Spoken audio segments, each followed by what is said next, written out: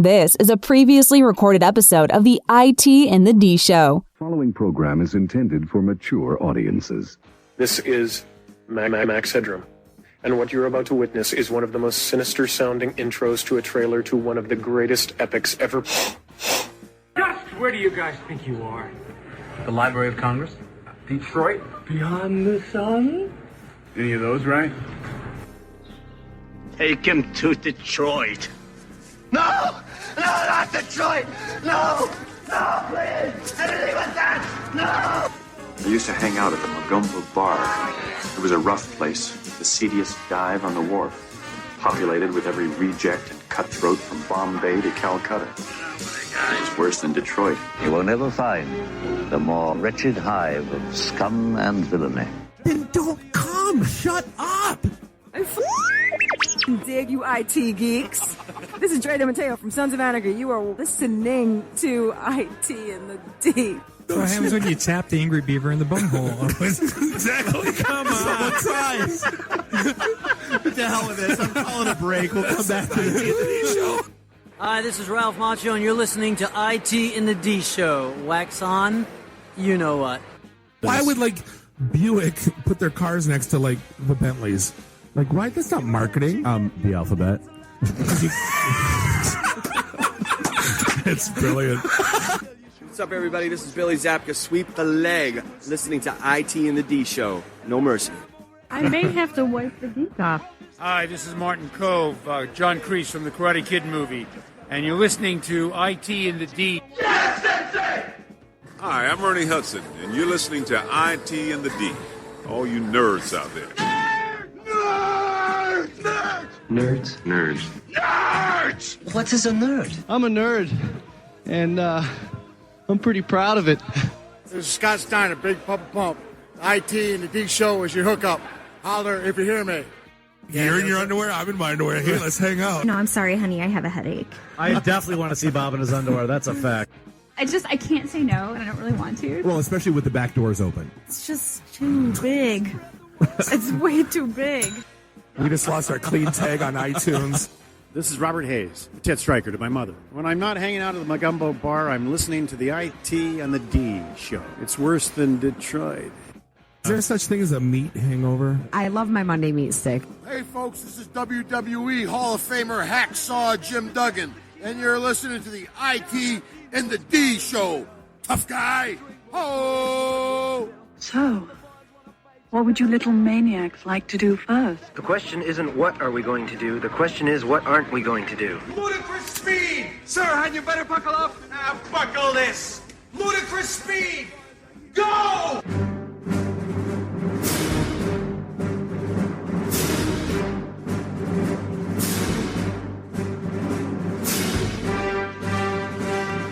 If you've ever wondered what three IT guys from Detroit talk about at the bar, well, you found the right podcast. Number one, seek help. Number two, kale. No kale. This is Kale, no. Kale, no. This is the IT and the D Show, episode 118. We've been drinking for the past 3.5 hours or so this should be an interesting episode. We are recording. Segment 5, what? We are recording in our safe place at the Detroit Sound Studios in beautiful Ferndale, Michigan. This is Bob the Sales Guy, always here with Dave the Geek. Nuri the FNG is back. Has finally dislodged himself from a Barbados toilet. I really thought there was going to be IT in the B. I was hoping for it. Totally in a nice little place in the ocean. Talk about, The flu is gone. Nuri is in the house. Gone. Find us online, itinthed.com. Give us a like on the Facebook /itinthed. Follow us on the Twitters because we are IT in the D and you just still aren't. Thanks for playing. And never shall you be. But recess to your safe space and think about it for a while. Right. Hey, do us a favor. Mark your calendars real quick. September 19th, we will be at the Blackfin. So 2 months ago? I wrote September. See? This is what happened. November. If you put instant coffee in a microwave, you can go back in time and join us in September for our That'd be really fun. So mark your calendars. This was a great event. This segment brought to you by party. This segment brought to you by Jaeger. This segment brought to you by the Flux Capacitor. So mark your calendar, September 19th. Again, you just said September. 2017. No, I'm just planning forward. November 19th. This Thursday, we'll be at the Blackfin in Royal Oak for our casual networking. Also, December 10th, which is a Thursday, will be our annual toy drive at the Falling Down Brewery, which we're partaking in probably a little bit too much this evening. And then, hey, if you are around, if you're listening live, let's make sure we get this out there. So for the event on December 10th, all deductions are tax deductible. We are dealing with a 501c3. They will be there on site, on hand, ready to take your donations. They'll be throwing out slips, all the little fun tax information you need. So companies, dude, our group is awesome, and we have so many individuals that step up and make these events kick ass. We would love to have some companies step in, get those last end of the year donations in, get that little write off in right before the end of the year, and just really put this event over the top. So let's make one thing very clear: we're not taking a cut for fundraising. No, we get Bluto. There's no administration percentage. Yeah, no, we get Blutarski's grade point average as a commission 0.0. So really what we need to say is that the people attending, the way that you'll make your administration fee is buy these fine fellows a drink. Precisely. It's right. Things. Numb me up so that the anniversary, the annual slap that happens won't hurt as much. Right. Hey, if you're listening live, or if David gets the podcast out early enough, there is going to be an Activate downstairs, the gaming lounge. There's going to be an open gaming night. I heard Cards Against Humanity. I heard video games. I heard a lot of different things they're going to be doing. It should be a good night. But if you go to Activate instead of 8, the number 8, not ATE, gaming.com, you find out all the details. But it's open gaming night. Hopefully you guys can make it out. And speaking of September, I mean November. And that is Tuesday the 17th. So Correct. If you're listening, whether November. podcast live, yes, November, Bob. So, I know what month we're in. So speaking of November, our good friends at Harry's are the official partner of the Movember Foundation. I see Nuri's got his cheesy mustache filled in. It's because I'm lazy, but dude, you're like one step away from like a panel van with no windows. I'm not gonna lie to you. See, this is the month that I can actually grow a mustache and no one's going to be like, oh, your mustache is so creepy. You look like a child molester. I'm like, it's for Movember. Come on. Yeah, then cool. Are you raising money now? And why does your van say free candy? And Harry's is raising and donating. It's Nuri's cousin Chester. Harry's is raising and donating a ton of money to raise awareness for men's health. So do us a favor and check out Harry's. I've been using them for 7-8 months right now. Oh God, it is yeah. By far the best shave I've ever had. Like I said, it shows up like a loot crate. The razors are... Except my kids are not excited because my kids know how to read. Daddy's razors. Yeah, exactly. It's Harry. Oh, there's a box. Oh, it's Harry's. It reminds me of that SNL skit with a bag of glass, sharp objects. Right. But you get a phenomenal shave at like literally a fraction of the price. My wife is ecstatic. She doesn't have to spend $45 on my old razors from at CVS, Walgreens, or wherever. I didn't say Arbor this time. Because you force your wife to buy your razors for I you? do. She does the shopping. She asks me. I don't, But Harry's loved. Honestly, they're a cool company. They donate 1% of all sales to cool and interesting charities. See, it's one of these days. You shouldn't have. You started me with this. But do us all a good favor. Check out Harrys.com, HARRYS.com, and use coupon code IT. The what? Discount code coupon. Thank you. IT in the D. 5, the number 5. Because we're Red 5 standing by. Lowercase IT in number the D. 5 alive. The number 5. Over 1 million guys have made the switch to Harry's. Takes literally 30 seconds to place an order. If you their starter kits are $15. If you use that discount code IT in the D5, you get $5 off, free shipping. It's a phenomenal deal. I absolutely love. I'm in love with their product. I'm in love with their service. Well, and no joke. I mean, this is one of those things where, like, we vetted it before we ever even did read one for them. They sent us the sample kits. We tried it out. Life was good. And I did. Dude, I have bought these kits for damn near every guy in my family. And yeah. And I'm out of razors actually, and I will buy one for you. I'm pledged to shave off my creepy mustache with a Harry's razor for December 1. December 1, exactly. We'll put those up on our Instagram account /IT in the D.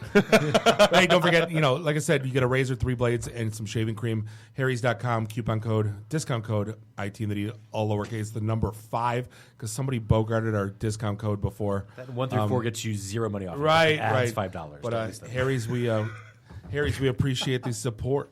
And so, Dave, I got a question for you. How come you haven't changed your Facebook profile picture to the France flag? You obviously don't care about France, Dave. Because I'm not a slacktivist. You don't care about the people, Dave. I don't, and I don't care about that. And so, here was my key observation for the weekend. And Jer, you're all over the social media stuff. So here were my 2 observations from this weekend. Number 1, people who are really, really loud and vocal about the Second Amendment have no idea what the First and Fourth Amendments say in particular. They have no idea what freedom of religion or the whole protection against search and seizure mean. My second observation is that this was from my own friends. I saw this and I was calling them out repeatedly. Observation number 2 was that the very same people who were angry and mad and yelled at people about any attempt to get into the hashtag Black Lives Matter conversation with an All Lives Matter or Cops Lives Matter or any divergence from their thing are the exact same people that were throwing the links to all the stories about Paris that were coming out were the same people in the comments that were why isn't anybody talking about Kenya? Why isn't anybody talking about Beirut? Why isn't he talking about that's Beirut, Bob? That's where I was. Bob needs a map. Go on. But so those were my 2 big social media observations for the week. And it was just the hypocrisy more than anything else. Like I said, it's because, like I said, I noticed it was the people that you ain't taking my guns that were like, well, let's just kick all Muslims out of the country and let's not let Muslims in the country and let's just stop all Muslims on the road and search them for bombs at any particular point in time that we choose. It doesn't work that way. Dave, it's all about, when it comes to Facebook and changing your profile picture, it's all about the feels, man. It's about the emotion. The feels don't do anything. But if you don't... Not a single wound was not a single wound was bandaged. Not one building, not a brick that was blown off got put back. None of that happened because someone changed their Facebook profile pic to blue, white, and red. I feel it's the same thing with the hashtag Pray for Paris. A single prayer has not done any of those things either. So it's you can sit around and change your Facebook profile and do absolutely nothing, or you can look up organizations who are actually trying to help people. Yes. And sitting there basically making your... But then you can write a blog article about it. But Nuri, then you can't announce that you helped, man. How am I supposed to get a smug sense of self-satisfaction without having a French flag on my face? Everyone doesn't see my profile pic, bro, because now everybody knows I'm helping. I feel like South Park has been pre-telling all of these things as they are happening. South Park's nailed everything as of late. Everything from last few weeks ago to everything. It just seems to be on point over and over again. But I think the thing is that everybody wants some way. It's almost like Facebook's become therapy. It's like I need an affirmation about whatever it is I'm feeling about. And that's just how the nature of the thing works. It's like a dopamine response cycle. People post something and they get a treat. Totally. Yeah. Look at Johnny. And he likes France. Jimmy doesn't, though. Boo, Jimmy. Cards on the table as a purveyor of things people click on. That's the reality, right? People share because they feel good about it. And French profile pics, that's 1-2 right now. I think Applebee's is passed on. Yeah, have they now? Yeah, it's into the rearview mirror now. It's painting with a twist. Oh, drunk suburban housewives. Right, which full exposure. Everything I hear about the franchise owner, it turns out she's an awesome lady. Oh, yeah. Everything I hear is great, super involved in all the chambers she's been locally, and it's great to see her in the downtown community. But then also, you just put the idea out there that there's a painting with a twist in downtown Detroit, and it's people's world chatter. It's literally someone on my wall yesterday said that they were just wanted to nuke Detroit. Now that Painting a Twist is opened. And I'm not going to go to Painting with a Twist unless I'm dragged. But that's a little harsh. Yeah, I know, right? The sign that Detroit's coming back, man. Seriously. Yeah. Suburban housewives now feel safe going downtown. Applebee's and Painting with a Twist. Applebee's, Painting with a Twist. Paint my house with a twist, then you'll get my attention. Facebook's been weird lately, though. There was it seems like there's every 3 days now there's an article coming out completely destroying what they're doing. And we were talking the other day about, remember how do they know that I drive a VW, right? And now apparently Nuri found an article no, before we go there, because that's a good segue into another topic. But so on that same front, though, Facebook found themselves having to defend themselves about the I'm safe check-in feature that up until Paris, they had only activated a few times previously. Can we click it now because we're in our safe place? Well, and it was they had only activated it for natural disasters. So kind of like the whole, why aren't you talking about this? Why aren't you talking about that? Why aren't you talking about this? Facebook caught a lot of flack because they didn't activate the I'm safe feature for Beirut, for these other attacks that had gone on and that kind of stuff. Is that their job though? Well, I had a great editor in my past, and she taught me that if you do it once, you have to do it for everybody. And the thing is you can't. Cupcakes in kindergarten, man. We learned that stuff when we were 5. But the thing is that like media and life events have fragmented so much that something the size of Facebook can't do it for everybody. Dude, then there's if they miss one, they'll miss another. There's an 8-car pileup on 696. I'm safe. That's where this goes. Right. Because here's the natural conclusion is you have all this nonsense going on with I demand to wear my hijab in my driver's license photo. I demand to wear this in my colander. I really actually like the spaghetti colander. So the Pastafarian, who believes is putting out there the whole flying spaghetti monster and all that nonsense, took it to court and won the right to wear a colander in her driver's license photo. May he touch me with his noodly appendage, ramen. Dude. And people are people are furious about it. I'm like, do you not understand that this is the logical conclusion once you start down this road? Once you start granting an exception, you have to grant all of the exceptions. Yep. And this is the natural conclusion of that. I mean, and in some ways, it's only right. It's only right if you're going to grant one. You start putting them out there. I want to wear a colander in my driver's license. Well, you can now, Bob. Become a Pastafarian. You have case precedent now, Bob. Become nothing. I just want to wear the colander. There was actually a picture. There was a Satanist church that opened up in Texas last week, and basically there was a woman holding a sign that said, "This is what we get when we get freedom of religion." Yes, and that's what it's so ironic to me at a very level. It's like, well, how are there like 97 people standing in front of her just going, "Yeah." Yeah, you're right, but no. So I mean, and Bob. So go ahead and say. I mean, that was the segue into this next thing where you've got this evil, skeevy nonsense going on where now you've got advertisers with the inaudible sounds. I mean, inaudible. I can't hear them. You can't hear them. No, my dog can't hear them. My dog can't hear them. So how the frick are we supposed to stop them? But then? the TV can hear them. How do we opt out? And of your that? iPad can hear them, and your other connected devices can hear them, and they can all get tuned in and synced in. Hang on, how do we get in the boardroom discussion where we really need to listen to their phones, but we need to signal with inaudible sounds to signal to their devices to get them to buy Doritos? How do we do that? How do we make it so? Like, how does that thought process? Johnny, fetch me the nerd from the basement. Make it happen. How does that thought process even start?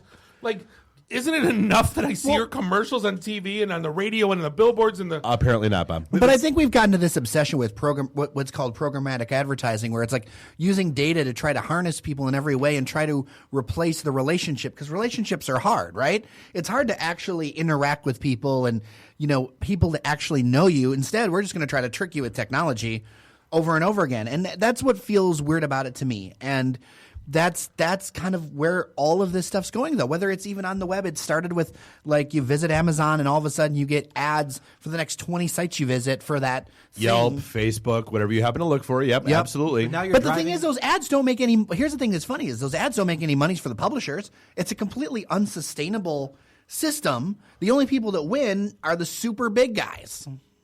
But now think about it, though. You're driving around in your car listening to an ad on the radio. Now we know exactly how long you've listened to the ad, what ad you heard.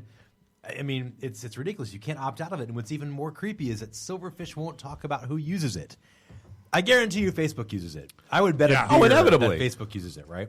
So who's using it? They said it's been out there for over a year and a dozen companies are using it. So how long has this been going on? And what about transparency? I think we deserve transparency if we're going to be listened to. Why hasn't somebody sued and said, hey, okay, if you're going to listen to my conversation, isn't this like a phone call? So the interesting Don't thing, I have a right to say no? I don't give a shit if somebody puts a Dorito ad on my Facebook feed. Let's be honest. No, with but you. that's fine. But the listening part is the Arby's, problem. maybe I'll be offended. Doritos, I'm fine with. I'm just Applebee's, I would love it if they listened. I mean, blackened chicken, nice. But I mean, I guess so. My question would be is if you can do the whole download, request a copy of all your Facebook data. I'd be curious to know if that data was part of quote unquote your Facebook data that Facebook has on you. Not. Your advertising profile? No. Almost sure of it. They're going down a MySpace road. I see it. I foresee it. They are going to go down, and someone's going to come up, and they're not going, and it's going to be just like how Friendster and MySpace got destroyed by Facebook. Yeah, Facebook. Does Zuckerberg really? Does he really need to be this much bigger than what he was? Like, how many billions of dollars? When does it end? All the billions. Right, but at what point do you just say, you know what, we're good. I'm good. Let's just make it what it is, what it was. But that's what publicly traded. That's the thing with publicly traded companies. There is no "I'm good." It's all about this. Not that this is necessarily evil, but we have to understand like just shitty. the It's not situation. evil. Right. I mean, that's just the reality. When you're a publicly traded company, you have a responsibility. Number one, to your shareholders. And there isn't and so the thing is that every quarter, and they think about it quarterly. They're not most public companies are not thinking about things like 5-10 years down the road as far as a return. They're saying, what's my check next quarter? What's my check next quarter? And then in a year, I'm going to be retired anyway, so I'm going to hit my parachute button and forget it. Yep. Did you hear about the slime thing they're doing now? You know how when you hit Snapchat and all you do is hold the thumb for a millisecond, it registers as a view. Well, they have it where it registers as a watch on their videos as you scroll if it hits 3 seconds. Which is why they have 6 billion with a B views a day. Snapchat. Facebook has 8, right? And here's the funny thing: that article that came out, they're talking about clowns like Tyrese, the dude from Fast and Furious and the rap R&B guy, who is notorious for this guy's that's my video. But Tyrese will throw it out there and get 8 billion hits and make $300,000-$400,000. Is Facebook basically jacking YouTube videos more or less? Yeah, right? yeah. They're basically the whole point is that they're stealing celebrities and they tried to viral. coin a phrase. They tried to start a thing called tube jacking to describe it. Yeah, that's the worst name. And then they rapidly realized, no, we shouldn't call it tube jacking. There used to be a utility called TubeSock. Oh God. Yep. What? Yep. For record, for saving your YouTube videos. It's called TubeSock. To bring you back to the junior high days. Ding. So, speaking of junior high days, I want to talk about the single greatest invention that hit the internet this week that I ordered the hell out of, and nobody else can order anymore. Wait, it's for sale? I thought it was... No, because I bought all of them. Fallout 4? He bought all of them. It is the USB drive that is in the shape of an old cassette tape. Aww. Wow. So you can make a mixtape on a USB drive, and it still looks like an old cassette tape. The amount of grin on this man's face is unable to be translated into audio formats. I bought all of them. So for all of Dave's family, you're getting a mixtape for Christmas. I spoiled it a few times. You want a dual cassette player too while you're at it? Dude, it's a USB drive that's shaped like a cassette tape. It's brilliant. Awesome. It's brilliant. In your eyes. Oh, Peter Gabriel, all of them.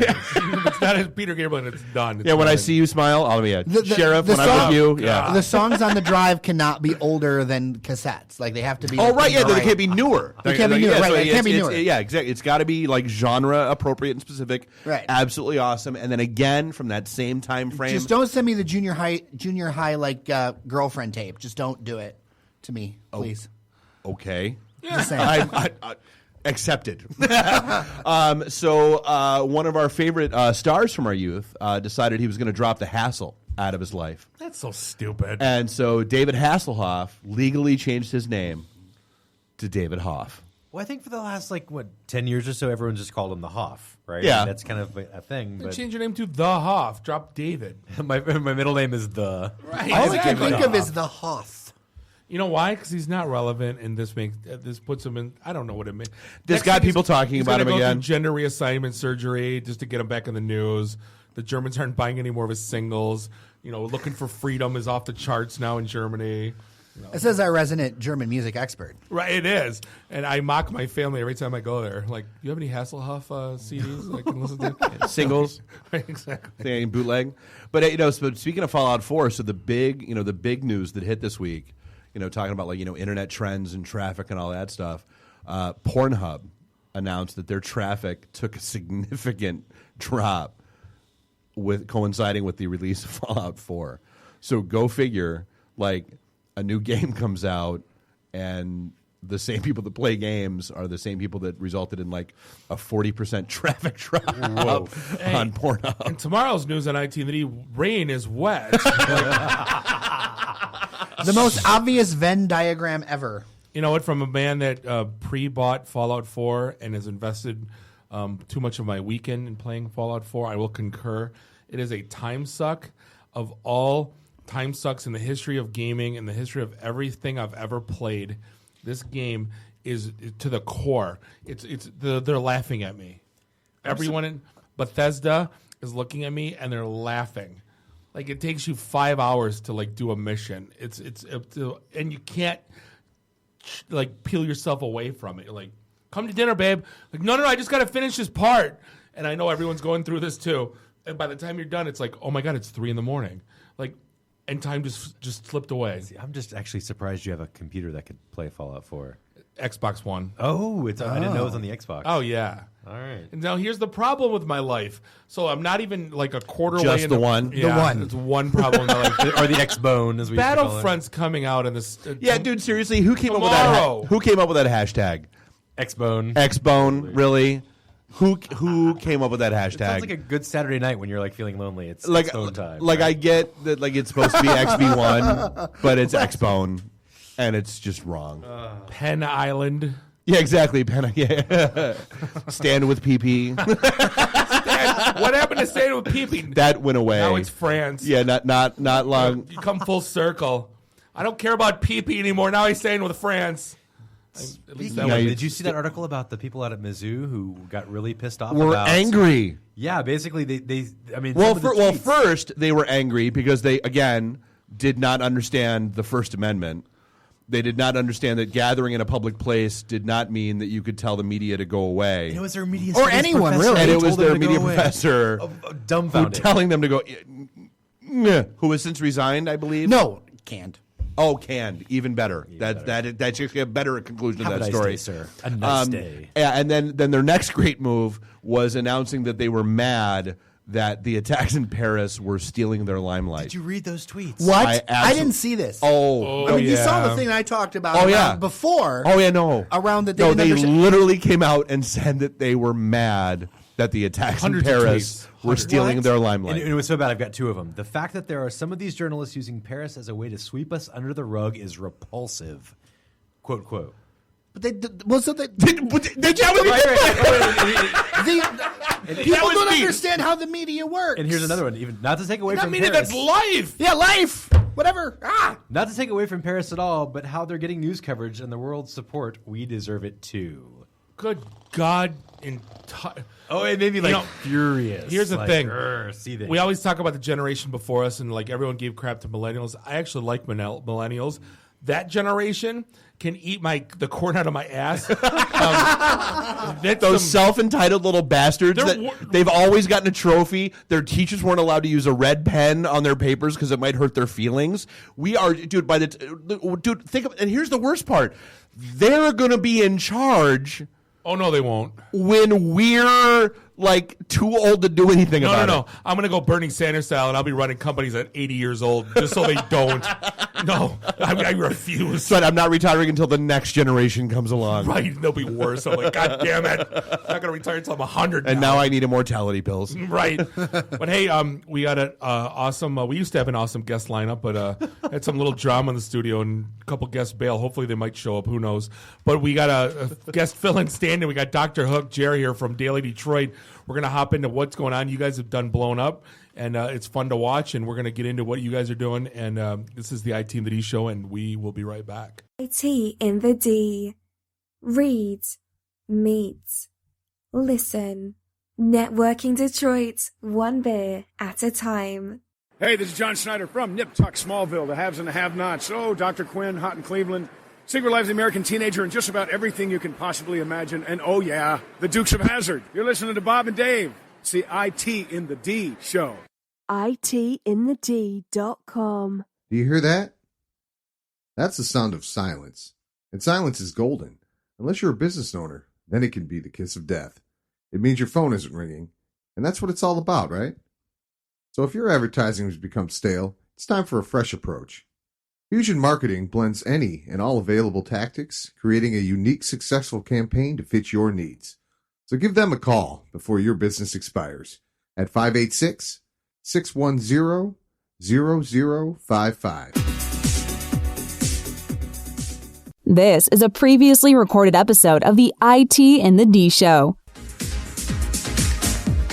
Welcome back. Segment 2, episode 118. This is the IT in the D Show. We are broadcasting from our safe place here in the Detroit Sound Studios in beautiful Ferndale, Michigan. This is Bob the Sales Guy here with Dave the Geek, Nuri the FNG. We've been drinking for about 3.5 hours, going on 4. This is going to be a fun show. Find us online. Segment 5. No, segment 5. Find us online, itinthed.com. Hit us up on all the social, read our blogs, check out our job board. Mark your calendars, November 19th. Casual networking event, Blackfin Royal Oak back room. No speaker, no cover charge, no buttholes. And December 10th is our annual toy drive at Falling Down Beer, which we're drinking Ninja Chicken right now. And we're raising funds for Operation Kid Equip. Raising funds for Can we isolate that and do something with it, please? I wanted my text. How long have you thought about that one? How long have you thought about that one? My We're text message trying noise. to give kids a good Christmas. So hopefully you can make it. And don't forget, if you're listening live or if Dave gets the podcast out soon enough tomorrow, November 17th, Activate Gaming downstairs No pressure. is having a open gaming night. They're going to have every video game known to man and a bunch of board games and It's a and super LAN good time. party. If you haven't been to Activate, I've fallen in love with that place. Dude, every and it's time not I go open to there. the public on a regular basis, and it's open to the public for tomorrow night. So So come go. play games, have fun, bring your own drinks. Yeah. But hey, this episode is brought to you by Automatic. This is one of the cooler things I've ever. I didn't Dude, even know it I existed. need.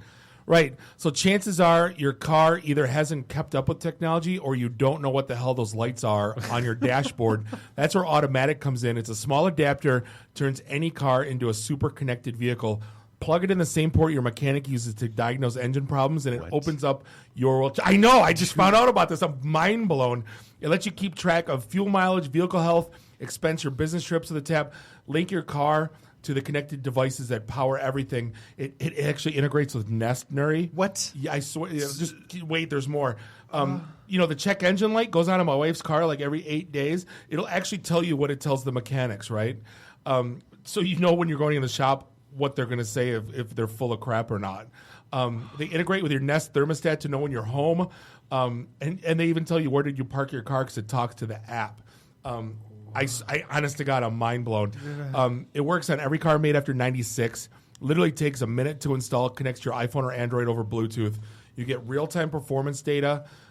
It uses intelligent coaching, kind of like your Nest does, right, to maximize fuel economy, wear and tear. Gives you granular information. Gives the check engine light. The check engine light alone, man. And it gives you the interpretation of the check engine light that's actually understandable by you and me. Right. But if you're like a sales guy like me and you use Concur for expense reports, it actually integrates with that so you can run business. Trust me, I'm mind blown. And Nuri, it supports your Apple Watch because you're wearing an Apple Watch right now, so it actually talks to your Apple Watch. There's 0 monthly fees, no subscriptions. Are you kidding me? They never sell your data. I'm seriously. Low fuel warning. It says see custom low fuel warnings. So you never have to fear the dreaded no gas station for 100 miles. I was in a rental car in Boston, and it was the shittiest rental car I've ever been in. And it basically did not give me a how many miles to empty. So I'm driving through That's the the worst. mountains of Vermont, and all of a sudden it starts flashing. I'm like, okay, is this 5 miles? 10 miles? Is it 30 miles? Is it? Yeah. Oh, and I can have it on an app. Oh. So a Automatic is normally $99.95. But if you use our discount code IT, you'll save 20%. So do us a favor, go to Automatic, spelled just like the word .com for more information to purchase. Use our discount code IT during checkout, 20% off your regular price. IT or IT in the D? IT, just Okay. plain IT. It Just says making capital, but you might want to try it both Just ways. making sure. I'm buying one right But it says now. discount code IT. Thank them, and we thank them for. And I can't wait to buy one. I'm going to be really quiet for That's the next so 5 cool. minutes while I buy one. Sorry. Yeah, Nuri's buying all the things. But hey, we have an awesome guest lineup. We got Andy here from Detroit Speaking Buzz of all the Company. things. Right? He's going to be in segment All the 3. things. He's going to be hanging out with us in segment 3. But right now, we are joined by Dr. Hook himself, Jeremiah, from the Daily Detroit. Hey. DailyDetroit.com. Always a pleasure hanging out with you. Always. And you're a friend of the family at this point. It's not even worth introduction. Everybody knows who you are. So hey, Daily Detroit is kind of gone legit, and not like you weren't before, but you're really kind of taking, I don't know, the city by notice, or everybody more appreciates. There's a time when you're a blog, then there's a time when you're like a legit publication, and I think you've crossed the line finally. Well, we had our year anniversary. We had an Amazon gift list, We had all the baby onesies ordered. We got through our 1 year anniversary, but there is something we said for like sticking around at something every day and slogging it out every day. And I think also as time went on, people started to realize what we were and what we weren't. I think a lot of people had this thought that we were some sort of like from on high thing instead of just like really it's like Joel and Pat and Janice and everyone literally doing it because we love it. Quicken was funding you. And, I know, right? Yeah. It's crazy when it's so. I did. If only I had their money. But no, I don't. I mean, let's break it down. Here's what I love about you. In the days of the crappy filtered internet where everything's a shiza clickbait, like you're actually writing just nice, just good articles. You're actually writing them. You're not cut and pasting things from other publications. You're not going, oh my God, look at, you're not poking fun at anyone. You're not causing a ruckus. You're just reporting. Could you describe the ruckus? No, not occasionally we do create ruckuses on occasion, but usually we try to do it for a reason. Jeremiah, is he too young to know that reference? He might be. I might just be on the edge. I missed it too. So, Could you describe the ruckus, sir? Breakfast Club. No. Oh, I know that. Yeah, Breakfast Club. I remember that now. Youngsters. Damn kids. So that's good. Talk to me about. I mean, again, you're not just reporting on the good, the bad, the ugly. You're trying to bring kind of an all-encompassing. So, what are some of the things you guys are talking about these days? Well, so here's the thing that we've decided to really how to approach things. We rolled out today a new product that's basically Your Daily Detroit. We've always kind of struggled with like being more than just my Daily Detroit, Your Daily Detroit, my Daily Detroit, our Daily Detroit, whatever you'd like it to be. Hashtag cheap plug. Total. But the thing is about it is that we've always, since the beginning, kind of struggled with what our own identity was going to be. And really, what does Daily Detroit mean in that? And so having that newsletter out there is something that we're really proud of, and like every day curating the best content, whether stuff that we write and if other people write it and it's valuable, we share it. That way we can take our limited resources and focus more on original content, deep stories, going and doing the interviews. But some, like, if you look at the things that are going on in this town, like you have some publications that are purely clickbait. You have some that are way too political. Or people just you alienate half the population. Mm-hmm. You're just coming at it as from just I wouldn't say generic. Like you're coming at it with a good viewpoint, but you're not alienating anyone. You're just bringing what's going on. Well, that's the whole thing, right? Do what we do best and link to the rest, and really have. Did you just make that up? Right here. Oh my You've been God! practicing that in the mirror for months. I know you have. Well, I wonder if Dave practiced his ninja chicken sound in the mirror for a few months. That was really good. That was kind of spur of the moment. That was really good. That's Don't really ever good. do that again. I'm just saying. Or get paid for. What everyone missed at home was the hand motion. That was what sold it. Sorry. Oh, very clever. So I mean, you guys are doing. We always joked with you. Top 5 burgers. Here comes Daily And we Detroit. still do some of that because we can't help it. But you know what? I think it's okay. It's part of life. Like, I started getting emails from you now. Can we have top 5 that guys? Yeah, please. Can we? If you work with me on it, we'll do it. We should do the top 5 that guys. Yeah. No, it's easy. No, the hard part is winnowing it down to like 10, let alone 5. No, but top 5 things to do. Like you make it easy. I think it's digestible, right? Like what the hell's going on this weekend? I don't know, right? So I mean. So New Year's Eve, just for the sake of curiosity, we're going downtown for New Year's Eve. Got rooms at the Cadillac. Life's good. Yep. Houdini is playing at the Majestic. Just for giggles, in case all the people that we're going with aren't into Houdini, and because let's be honest, we're all going there for the one song. The Freaks come out at night. Two. True. Friends. Yeah, Friends. Freaks come out at night. How many of us have them? And then we're out. Ones we can depend on. Yeah. And then before I go any further. Sorry. But so I was what else is going on downtown? Do you have any idea how hard it is to find out what's going on downtown New Year's Eve? The Googles failed me looking. Oh, it was atrocious. Well, and that's why we launched a few months ago the City 5 podcast. And that has been a surprising success for us, where we're getting between the podcast and the website more than 10,000 people every week getting what it is happening, the top 5 things. Joel curates it and like really focuses on like, is it actually Can cool? we just say he does it? Because I hate the word curate. I say curate You're extra not- just to mess with you. Actually, He doesn't work in a museum. Is it an artisanal curation? or well, if it's an event in certain venues, I will call it artisanal. He's disrupting the curation. He's disrupting the curation. Neil totally took you to task today, by the way. I did that on purpose because I know how much he hates disruption. Disrupting. But that's so accurate. I mean, if you go to like the CVB, right, visitdetroit.com, right, it's got a bunch of crap going on. It's basically Google And they search need results. to, right? Because they're the CVB. Right, but totally. with us, it's like, let's focus it. Let's highlight the really good I live here. stuff. What's relevant to me? Yeah. Totally.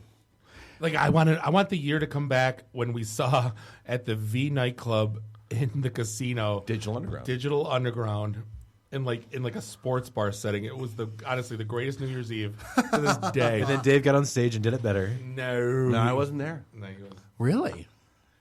But so what are some of the things you're writing about? I mean, you guys you're packed with. I was kind of glancing through your website, but I mean, you guys are going all the way up and down the food chain. What are some of the things you're writing about? Well, development's always big with us, as always, and it's been really interesting to see how development kind of changed over the last few years. Back from like when I started at Channel 4 News like 17 years ago versus today, seeing the progression of everything, and then now the conversation's kind of changing to, okay, we're getting some of these things, but like, is this what we really want to do? Or even seeing like bigger projects move in, like the feds just dropped $210 million into the federal courthouse as well, and also to rehab the IRS building. To build a clock tower? As they should. I mean, we were seeing an article today. I know it's still Michigan. It's out in Grand Rapids, the old Seal Case Pyramid, that weird building. Yeah. It's turning into a $5 billion data center, yeah. Yeah, like NAP data center, housing all the things. But if you talk about a data center that's $5 billion, that's insane. Impressive. Yeah, no, how That's cool is super. that to be part of that in this state? Most impressive. I mean, Michigan, there are ups and downs, but Michigan is definitely becoming more and more of a place for people to invest in. I mean, it just happens over and over again. It just Is Detroit getting past having painting with a twist, though, and Applebee's being news? And press releases over streetlights getting turned on. I think we're done with those. I haven't seen that in a while. But they've toned down those press releases, but I also think it goes to a place where, as Detroiters and as Detroit residents, most of the team at Daily Detroit actually lives in the city, has for a long time. It's like we shouldn't have a parade for. I see this little. It doesn't matter. But The Rock says it shouldn't matter, Jared. It shouldn't, but it does. You In can't- the outside there's world, it does. No, there's stop with the. There's no. I'm going to throw this out here right now. No more with the feather because we're all in this together, man. We're all. No, I agree with you completely. We're all good. I agree with you completely. But there's a lot of half-truths thrown out there.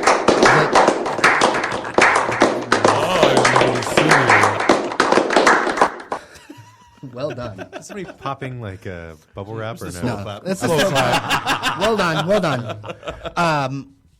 But that's the thing is, I think we do need to get past that. I think that's the kind of thing that's just going to happen. Because like, it's a city. I say this story. I probably said this 30 times on this show. I travel the whole country. I go to every city, and one of the things I always joke about is, are you guys celebrating 312 Day in Chicago? Like what? Well, that goes. Do you talk to people from Schaumburg and say you're not Chicago enough? They're like, what? Like this town is this 202 Day in DC. It is a weird lack of self-confidence that we tend to have in our conversation. When I was down in New Orleans a couple months ago, it blew my mind. Just everyone just knew New Orleans was cool. And New Orleans has tons of issues. Detroit's that place has cool, too, crime but out the yin New Orleans just got damn near wiped off the map not too long ago. Right, but when you go to New Orleans... But it's still New Orleans. Right, and that's the thing. It is still Detroit, and so I think that's a place where I don't think one person or one publication can move that psyche, but that is a place that we're in the metro region where we've got this almost like there's sometimes this inferiority complex that we shouldn't have because it's a good region and there's a lot of great stuff happening here. Detroit and we should be versus proud everyone of it. else. Everyone else. Everybody. Just like Yeah, the don't Meyer- get sued, like the Meyer Mary. shirts. Everyone else is the knockoff that got people sued in No, Toronto. everybody. Yeah. But there's just so many cool things happening in the city, and I think we need to spend time to connect with what's going on here. It's amazing to me how many people don't go from, say, Sterling Heights to Dearborn or Royal Oak even to Grosse Pointe or something like that. We need to build those ties, and that's kind of what we really want to do at Daily Detroit is highlight all those things going on, Well, not that's just in ama- the city. That's the amazing thing about all the people that I'm friends with that live in the quote unquote bubble, right? And I put you in that bubble because getting you in the suburbs is like pulling teeth. But you're good about it once in a while. I have friends at Grosse Pointe. There's no way I'm getting them out of Grosse Pointe. I have friends up in Macomb Township. Dude, there's no way I'm getting them out of. You used to tease me about it. You kind of were at one point. You weren't. You're good now. Now you're everywhere. But there was a time when you were. I in your divorced bubble. her. But everyone gets comfortable and gets stuck in their little bubbles, and it's like unless you're meeting me at this bar, like it's kind of like me going, you have to be at Muldoon. Unless you're coming to Muldoon's, you're not going to see me. You're not going Yeah. to see me ever. And too many people get stuck in that, and there's too many cool stuff in this. There's way too much cool stuff in this town to do. You're going to feel bored if you go to the same 3 bars every weekend. I don't care where you live. You're going to feel like there's nothing to do if you create this path. And that's why, like we did the whole thing, you mentioned the East Side. You know, we reposted something about let's get epic on the East Side, highlighting 5 kind of out-of-the-way bars where it's like, hey, if you want to try something new in a new neighborhood, here's a way to go have fun and do it super cheap. You know, and that's the kind of thing that we're going through all across. We're heading up That was a great Northville article, soon. by the way. Thanks.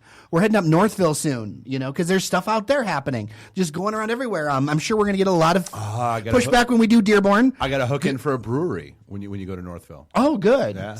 Very cool. Why would you get kickback for Dearborn? Well, there's some people who don't believe you can drink in Dearborn. Toilet. That's a good town. I hear it's a no-go zone. You can't go there. The police don't even go there. There's a Post bar that I drink at all the time.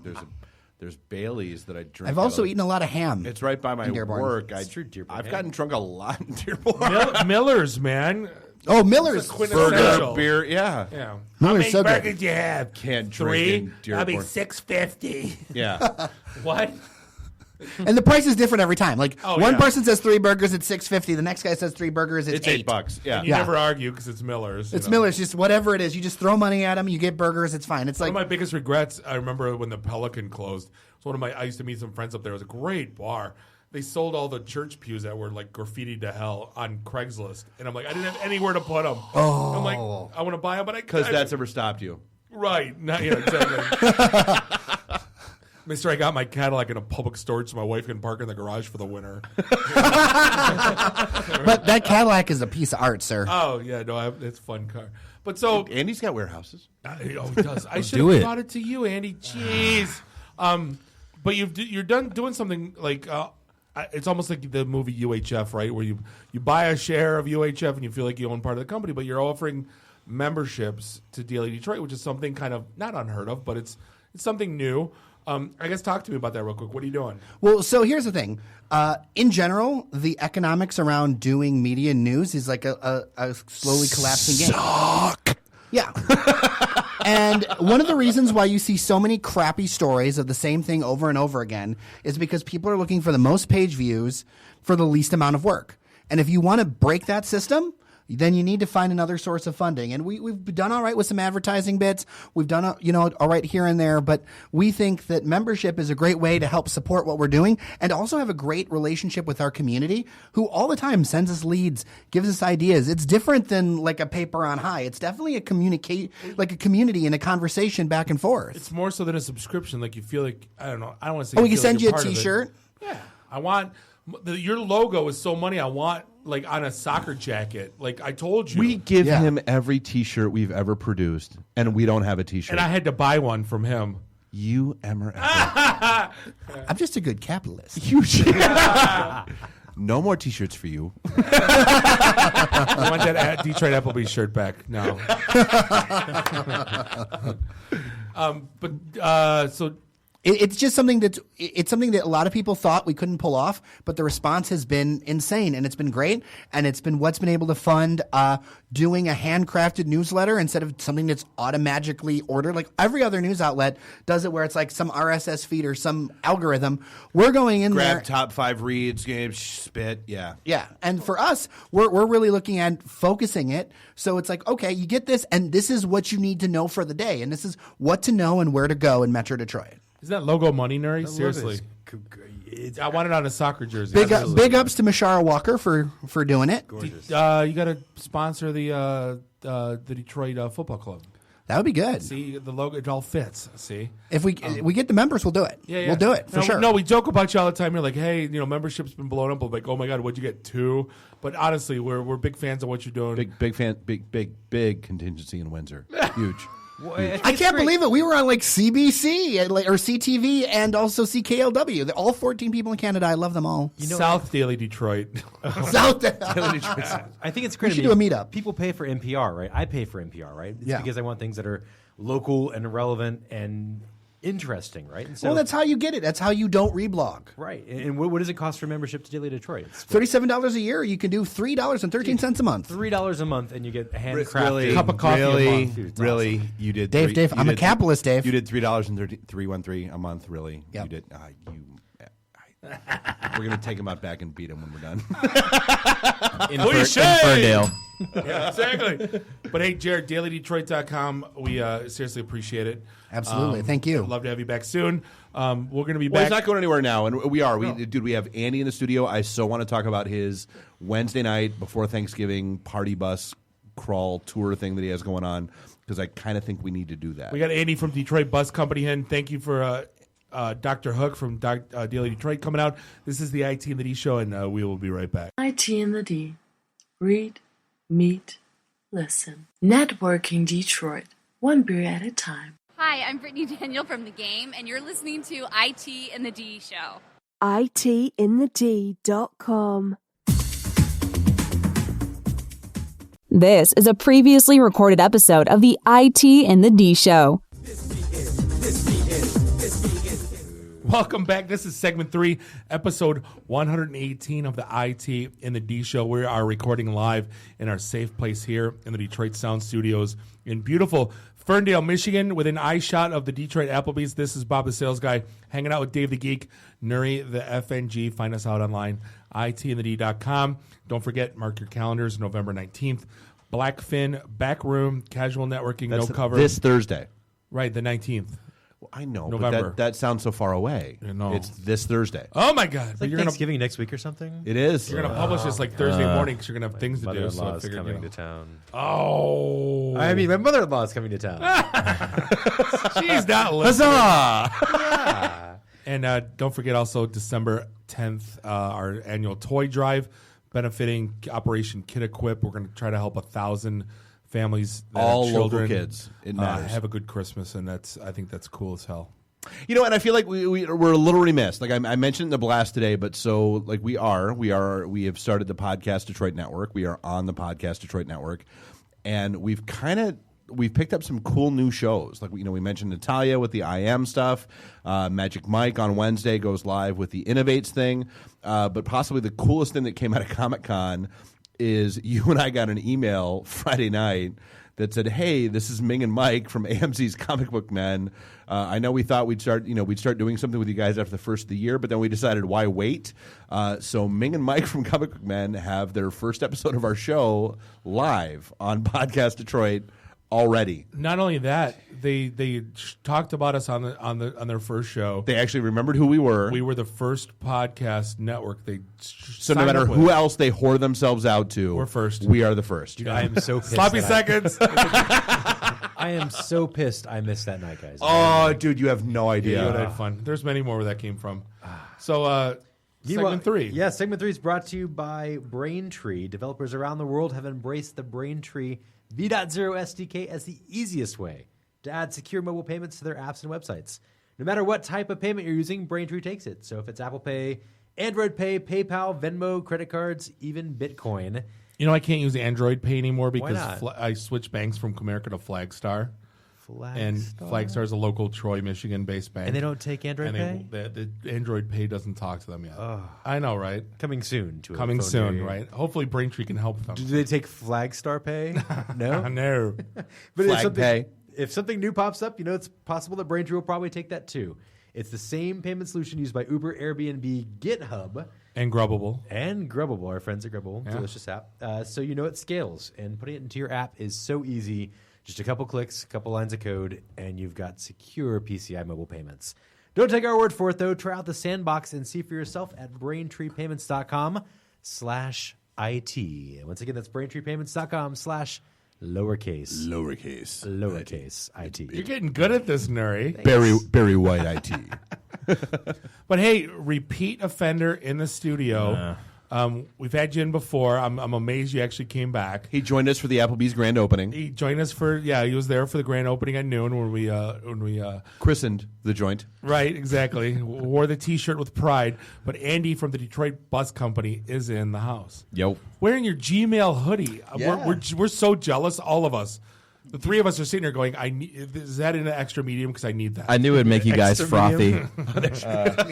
Google Google employee store. I conned my friend into getting one for me. So no, you can't have one. Sorry. I'm sad. I want one. You have to mug me for it. So okay, you actually got. There are three of us. So who's going to get beat out back in Ferndale? Not me. Challenge accepted.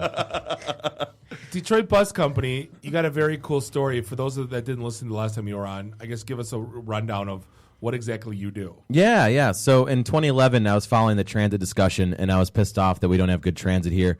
And I was following the M1 light rail thing. Then it died. It's back now. We know that they're building the choo-choo.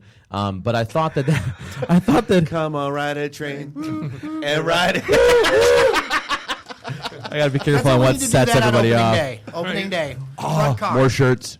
More shirts. But I thought it was a good thing that was going to bring more transit to the city, and people expect transit in their cities now. And so I bought a school bus, and I put it riding up and down Woodward, and then we added a second one that drove around the city. And, man, people rode it. And so we started the Youth Transit Alliance, getting kids to school. We started doing tours and charters to pay for that. And, a couple years later, and we're still in business, surprisingly. See, the kid thing, it always, I think it's awesome that you're doing it. But the fact that... But it stuns me that it's needed. That DPS can't. Yeah. So, are you taking kids to after-school programs, or you take them to school? What exactly are you doing? All sorts. So most of the kids go to after-school programs at home. Some kids go to school. All sorts of stuff happens getting kids where they got to go. Youth transit's like a big thing. And you think it'd just be handled, right? You think the buses would just go where they need to go, and that's it. Should be. Nah, it doesn't happen. Money's hard, I guess, to figure out. Yeah, so we stepped in, and we're doing the best we can. We're still a really tiny company. We've got 14 buses. That's it? That's it, I know. From the first school bus, that's not a bad growth pattern actually over more 4 working years. buses than the city of Detroit has. Oh, sick burn. Sick burn. So how's the community adopted it? Is it everybody thinks it's great? Are you still having to sell people? Yeah. We've got really good community buy-in. We wouldn't be nearly as successful if the community didn't back it. We started our youth transit services in Southwest Detroit, and Congress Communities is a big help. Partnership for Youth.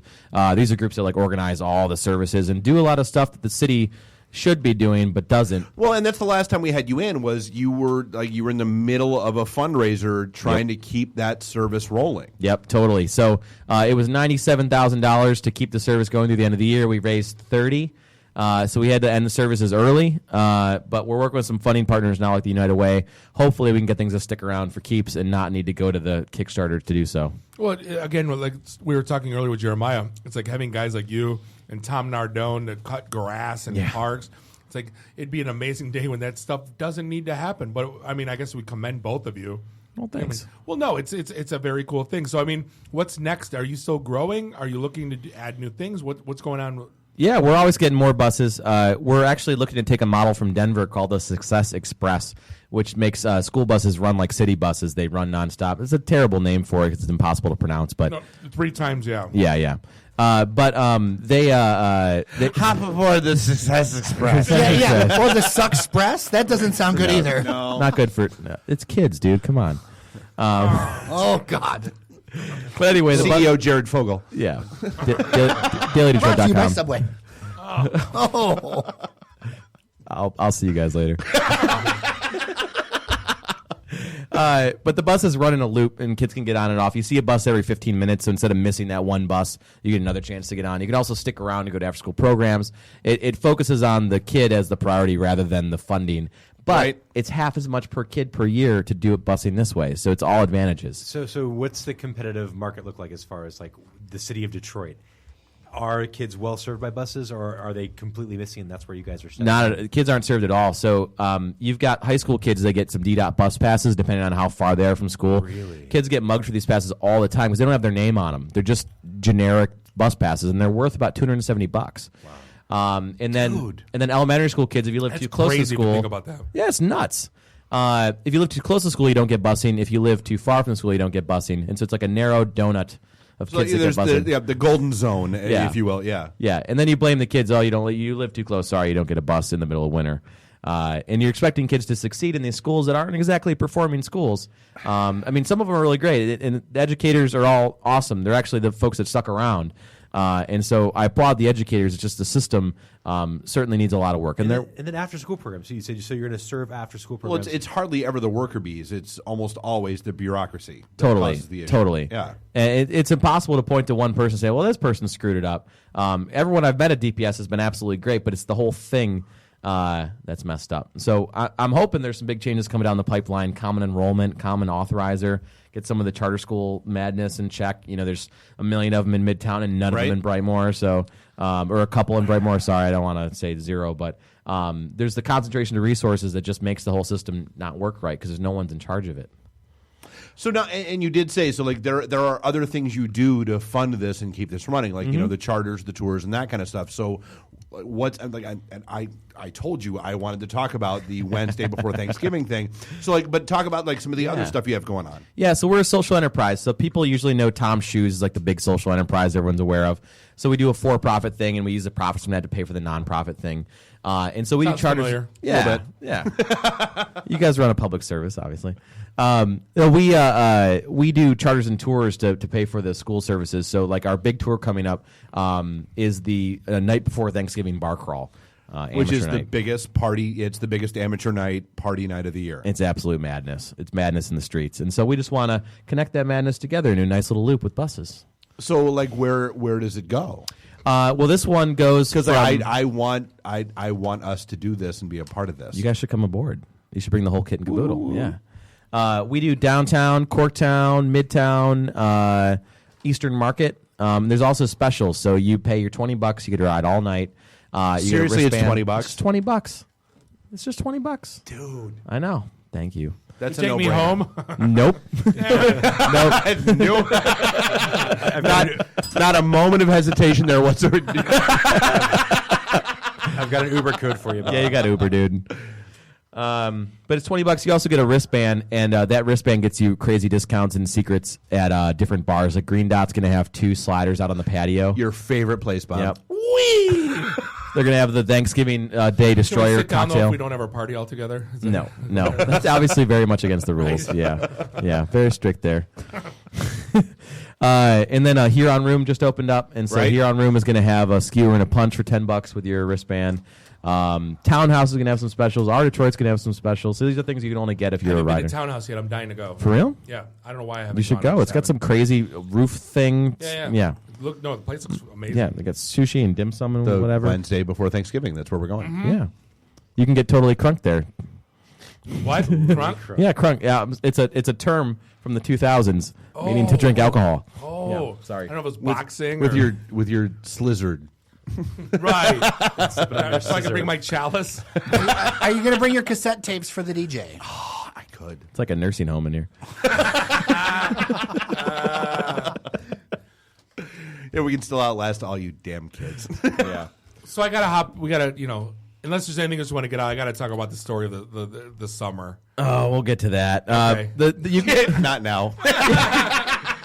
you can get your tickets at thedetroitbus.com. We're only selling them online. And And how many tickets are there? Like, there's 400 tickets, and that's it. And they're moving. So if you want to get on it, because we're not And so adding the more. buses run from when to when? The buses run from 8 p.m. until 2 a.m. You'll see a bus every 10 to 20 minutes, depending on how busy we are. And they'll just be going all night. And then after 2 a.m., we'll get everyone home to the bar they started at. So they run for about an hour after that. Okay. So where's a good place to start? Like if I'm going to take an Uber down there. That's where a do great. I stop? That's a great question, Bob. We're at 7 a.m. It's a long day. Bloody Marys. At 7.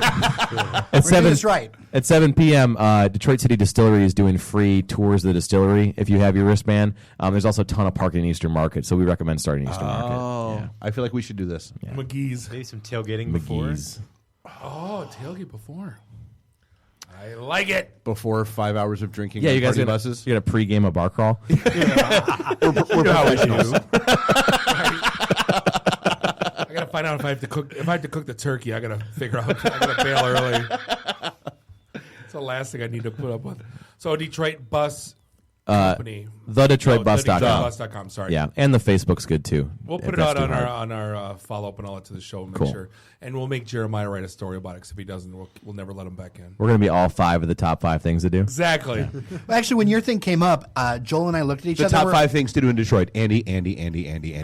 And the 6th bonus thing, steal his sweatshirt. But when we saw your event, man, that was when we were like, yes, we have to do a special addendum just for the Thanksgiving debauchery because we have to have a really good excuse to include it in the podcast. Well, it just sounded I'm so not awesome. gonna lie, like it is. We all know the night before Thanksgiving is absolutely amateur night, and by and large, dude, I avoid bars like the plague on that night. Like it's not. That's how I discovered. That's how I discovered the Post Bar when I was 22. Yeah, it was the day before Thanksgiving. That's like, oh my god, we got to go to this place. And that's when you're supposed to discover it, Bob. We're not 22 anymore. 12 years later, I quit working there. That was the problem. But no, so I mean, like something like this, I can see getting like all the neighbors and all that stuff to go downtown, hang, go play, explore some bars they want to go to. This could be. I can see this working. And if you want to make some money, drivewithuber.com. That's drive with Uber. Coupon code. No, there's no. Yeah, Mike McMahon will call you, or Malcolm. We won't call you. That sounds like the absolute riot. So can we talk about the Tiger now, Andy? Let's do the Tiger thing. Oh my Let's god! do it. So story of the summer. You got like national. Yeah, they turned this into a cartoon. What kind of cartoon? What is that? Tomo News. Yeah. They animate certain stories. They animated the thing like 12 hours later. They must have like a sweatshop going. So the background of the story is there's a national a photo shoot. Mm-hmm. He's like does wildlife shoots. But David he wants Yarrow. to do it at Packard. Yep. Well, you know what? Actually, let's take this a step back because everybody read the stories. Everybody read all the hype and insanity. Andy, what is your take on what happened that night? From my perspective or the whole thing? Yeah, the whole thing. Oh, okay. So a British photographer who's, pretty famous, I guess. I didn't know the guy, but I'm not into that stuff. He wanted to do a photo shoot in Detroit to show the juxtaposition of wildlife and ruin. And, you've seen this a million times. Like, this is just a thing that people do now. Because Chernobyl. Because Chernobyl, yeah. Yeah, exactly. Or Centralia or whatever you want to compare it to. And so he had hired animals out of this company, Animals of Montana, which just a couple of years ago got a 24-year-old handler killed by a grizzly bear. Uh-huh. Just which, FYI. and so close to Hannah, Montana. I stop talking. You've missed all the demographics around the table on that one. Sorry, I have kids. And so he hired out a bunch of animals and was going to do like a fashion photo shoot with animals thing. Right. So he had a 770-pound tiger. He had 2 wolves. He had a bobcat. And apparently forgot to tell the city of Detroit about this? Did not make the city of Detroit aware. Or didn't tell the Packard plant people that he was going to have animals. He told them he was doing a photo shoot. Right. But neglected to mention the wild animals. The wild animals. Yeah. Yeah. And so I get a phone call because my office is about a quarter mile away. I get a phone call asking if I've got a weed whacker or a leaf blower. And I thought like somebody needed question. I thought somebody needed to do some lawn care. My friend Tony, and I'm like, well, what do you need this stuff for? Like, okay, sure, I'll bring it over like next week or something. And he's like, well, I've got a tiger stuck in a staircase, and I need you to help me get it out. We'll scare him with a leaf blower. That's gotta be like the most awesome phone call ever. Like, Bob, if you ever call me and tell me that you have a tiger stuck in a staircase. That goes on your tombstone. And not Miguel Cabrera. Yeah, exactly. Yeah, exactly. And not yeah. That would be really funny. You got a leaf blower, and there's Miguel passed out on a and there's staircase. Miggy. Bring your flamethrower. So I head over there to the Packard plant, no questions asked, with my weed whacker and hedge trimming attachment. And about halfway there, I got asked if I got a motorcycle helmet, and it was and I didn't have one with me, so woe is me. And I get there, and I get up on the 4th story of the Packard plant, and immediately I start getting orders from the Australian-sounding guy who owns the animal handling company about how we're supposed to hold up a blue tarp and be the big, scary blue tarp monster. And the full video's online. You guys can. It's insane. We followed the whole thing. Yeah, live probably too, right? Because I was live posting. Yeah. Oh, as Tony was posting things, and you were like, "This no, he wasn't. This can't actually be he happening." Wasn't involved. Oh yeah. Tony had nothing to do with this. No, Tony was not in that. No. Tony does not exist. And so he tells us to start walking down the staircase holding this tarp up, and to not make human sounds, to make animal sounds, because if we make human sounds, he's going to know that we're human. Now, like, and the at this gig's going to point, be up. like, He knows the difference between like raw. At what and point do rawr, you think like- you might be on an episode of Punk'd? I just went full in because I watched that show, and the people who like are kind of cautious, I don't like them. I want the people that are like all in. So I was like, let's make do a this. ninja chicken noise behind the blue tarp. So we start down the staircase holding the tarp up. I have not seen him yet. And we're moving down the staircase, and I hear this low grumble, this very bassy sound. And of course, I have my curiosity halfway down the staircase gets the best of me. I peek over the top, and he is looking me right in the eyes. He is not convinced by Blue Scary Tarp Monster. No. He's like, these are the two jackasses How here. did you not poop your pants? I'm sorry. I didn't say that I didn't. Oh, okay, fine. Way to blow his cover, Fine. Bob. Sorry. Thanks, bro. Thank you. So I Never start. buying white on your pants again, Andy. I start. Because it wasn't like a tiny tiger. It wasn't like a tiger cub. Nope. It wasn't like Nope. Hakuna Matata. Mm-mm. Dude, this was like a real, legit eat people tiger. Full on tigery tiger. Yeah. Yeah, that you see on like Live Leak eating people. Yeah, you know?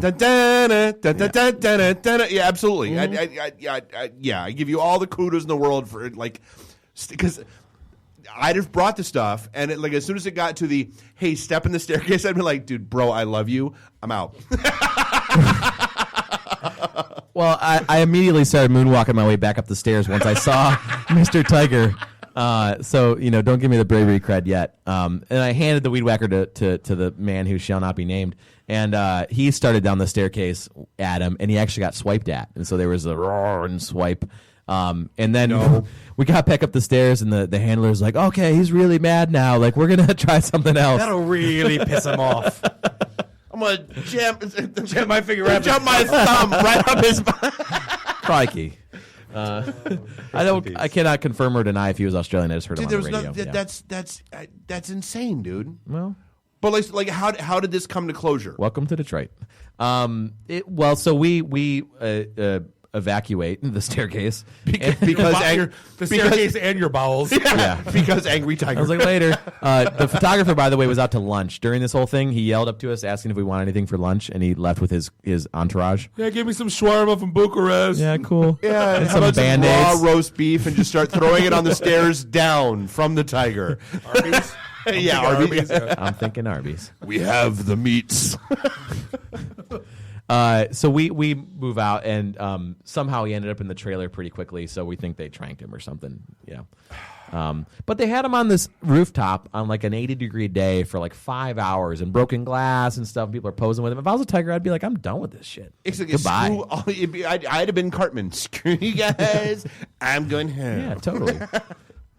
So I mean, you got published everywhere. Well, and the all story the went things. viral for all the wrong reasons. It went and super fast. and it went insane. And that was the best part is like you know, as you were sharing, you were like, look, if you want to share this video, media organizations, here's where you should donate to make that viable. And you did. You followed up with people. yeah, totally. So Fox News immediately screwed up the story like minutes into. Oh yeah, its you guys existence. were attacking a poor rabid tiger that was trapped in the wilderness. Well, they Yeah. wrote that it was a wild animal loose into the Packer plant with zero context whatsoever. Just loose tiger, Packer plant, Just Detroit. tiger, loose Just in Detroit, tiger, yeah. NBD. Yeah, it was Fox 2, not Fox National. Yeah, it was Right. Fox 2, yeah. Yeah. And so then 7 picked it up and 4 picked it up, and then a couple hours went by, and Britain was starting to pick it up, and so we watched it kind of move as the sun moves across the globe, different areas picking up. And I said okay to a couple tweets on some national publications carrying it, and they sent it to their affiliates, and it was everywhere. Yeah. You know? But what we did is we asked people who wanted the rights to it to make a small donation to Dog Aid and the Great Lakes Rabbit Sanctuary, and some chose not to. And so we actually sent them a threat letter. Dude, and you called them out hard, We got and it them was hard. epic. And it's amazing when your mom is a lawyer how easy. Thanks, Mom. Love you, Mom. And so we sent them threat letters and said, you screwed up. Make this donation now immediately, which is much more now, or we're going to sue you. And how many donations came in was amazing. That's outstanding. Instantaneously too. They were like, "Oh God, oh shit, sorry, whoops, sorry, whoopsie sorry, doodle, whoops." And so we generated some money, and then also, of course, being There were who we shirts are, made. we started selling T-shirts. And so we made Tiger Watch T-shirts. 100% of the proceeds are going to Dog Aid and the Great Lakes Rabbit Sanctuary. We sold $2,500 worth of shirts. So Wow. yeah, I know it was big on Daily Detroit. Yeah, boom. Thank you. Did You're better shameless. than we sold Detroit Applebee shirts. I'm just saying. You had to pay for those? We never tried to sell those. Oh, but what? See, we're stupid. You're going to need to call his mom, who's a lawyer, for a little bit of Yeah, I know. defense Kidding, there. right? Yeah. So is it like died on the vine? Are you still like working on anything from it, or is it just it's gone? It's obviously still popping up a little bit. Is it a little bit? No, it's because idiots like us won't let it go. I know. Right? Well, we haven't talked to you since. That was the subtext there. We haven't talked to you since. Well, actually, why don't we take a second and talk about? A lot of people heard about different animal organizations. Talk a little bit about what Dog Aid is. Oh, so Dog Aid is actually the organization that helped me save my pit bull that I found on the street. And then the Great Lakes Rabbit Sanctuary is out in Romulus. It's the choice rescue of the man who shall not be named. Seeing as he's a rabbit activist. And I mean, hey, good work, right?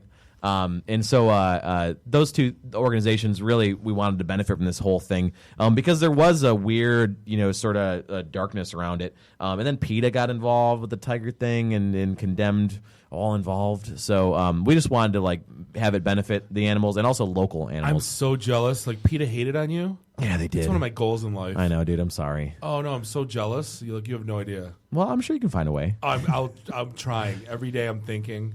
I'm planning. Just start tweeting a lot or buy domains, put their name in it. Exactly. But we are absolutely looking forward to hanging out with you day before Thanksgiving. And so again, where do people find the tickets for that? TheDetroitBus.com or on the Facebook. If you search Detroit Bus Company, we got it all over there. Awesome. Yeah. Cool. Andy, appreciate you coming out to the studio. Thank you. And I look forward to having you back in the future. And this is IT and the D Show. The next up segment is the Royal Rumble. And we will be right back. IT in the D. Read, meet, listen. Networking Detroit. One beer at a time. Hey guys, it is Ty Mogg, Bruce Leroy from The Last Dragon. You're listening to the IT&D Show. ITinthed.com. This is a previously recorded episode of the IT in the D Show. Welcome back, segment 4, episode 118. You are listening to the IT and the D Show. We are broadcasting live from our safe place here in the Detroit Sound Studios in beautiful Ferndale, Michigan.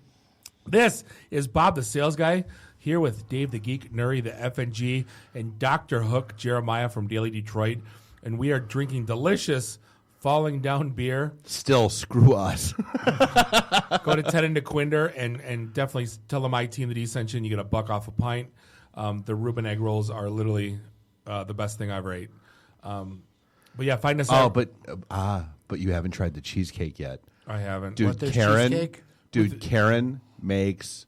I just ordered 4 cheesecakes from Karen for I feel Thanksgiving like at our house. Every time you go to a bar or a restaurant, they serve the same shitty box cheesecake. No, This is the real deal. No, Karen makes these all herself from scratch. They will make you need a cigarette after you have a bite. Are they open now? Cause for another 20 minutes, yes. Damn, foiled again. But yeah, no, literally, I just ordered 4 for Thanksgiving at our house. Don't forget, mark your calendars. This Thursday, the 19th of November, Blackfin Royal Oak, back room, casual networking event. No MLM, no speakers, no cover charge, no idiots. And I feel like that's worthy of a mention. So I went today to I helped the M Squared TechCast guys get up and running live at the ESD Job Fair that was going on over at the Suburban Expo, the Suburban Showcase Center. And I ran into a recruiter who was from a company that I recognized, and we got to yakking and talking. And she said, she's like, yeah, IT and the D, I think I went to one of your events, and I didn't really like it. And I went, what? She said, yeah, it felt kind of like a meat market, and there were a lot of people there that were talking a whole bunch of other crap that wasn't IT, and people were pushing drinks, and it was, I'm like, I don't think you were at our event. And she said, well, and I said, so well, where were you? She said, Royal Oak. I said, okay, well, where? She said, it was a bar that you had to walk up a flight of stairs. I'm like, no. Right there, I know you weren't at our event. All of our events in Royal Oak are at the Blackfin back room. That's where we do it. And she was like, and she searches through her email.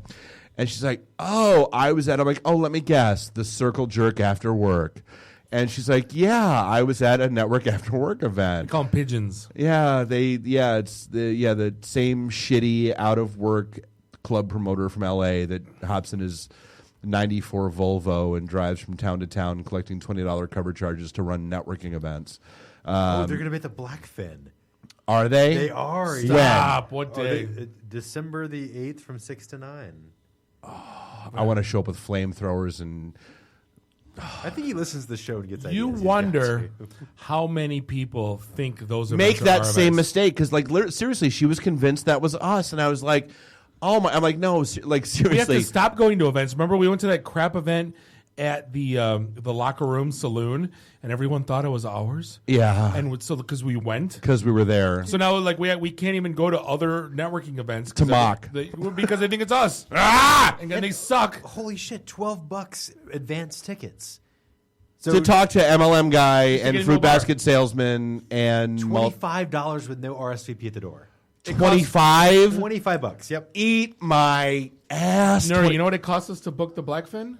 Nothing. They thank us for coming. Dude, that's awesome. So that guy, let's say 100 people show up to that event, he's making $2,500 and he's running to the gates.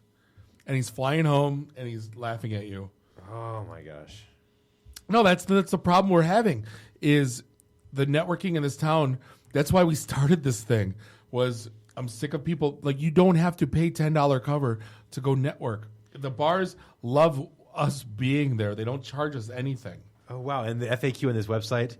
Do I need to bring business cards? Yes, make sure you bring plenty of business cards. Well, and here's the deal. If you wanted the real story about this friggin' jackass that runs...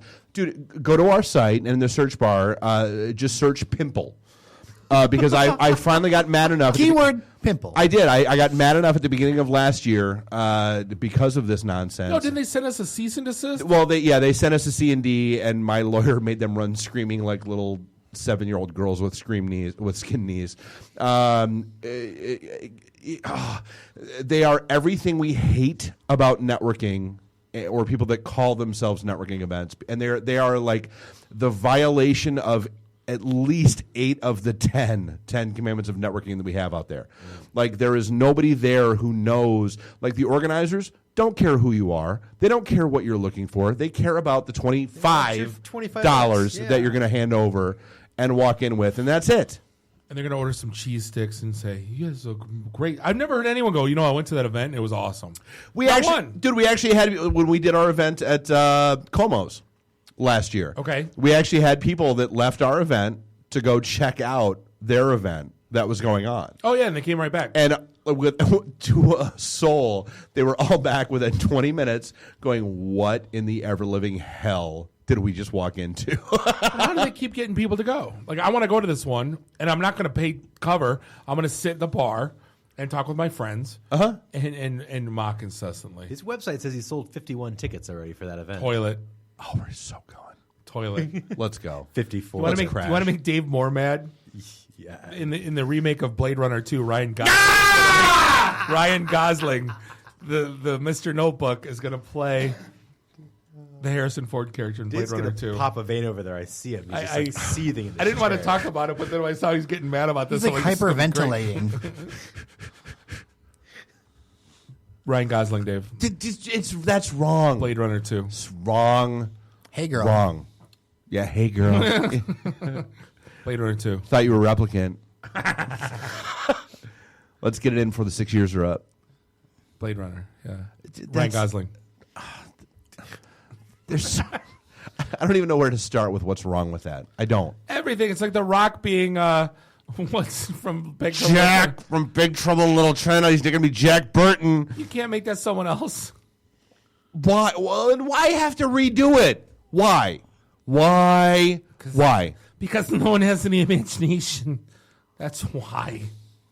Hollywood blows dog. It's probably cheaper to relicense it than to like go through the process of finding a new script. Redo Flash Gordon, something good, but do it right.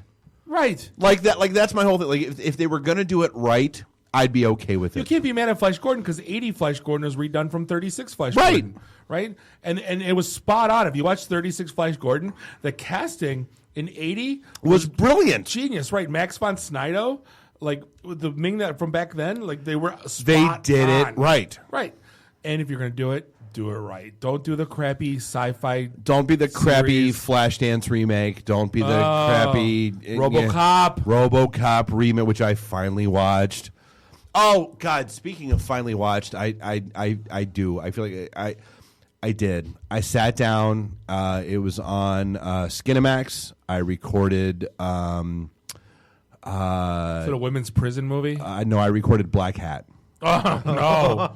Oh no! We need a Black Hat. So I sat down and I finally did. I sat because I refused to go see it in the theater because you know my thoughts on theaters. But I finally sat down and watched Black Hat, and I did. I shot you guys a Facebook message. I'm like, I'm 15 minutes in. This is the most annoying, stupid, ridiculous movie that I've ever seen in my life. This is so like the plot lines are so patently obvious. This can't be this bad.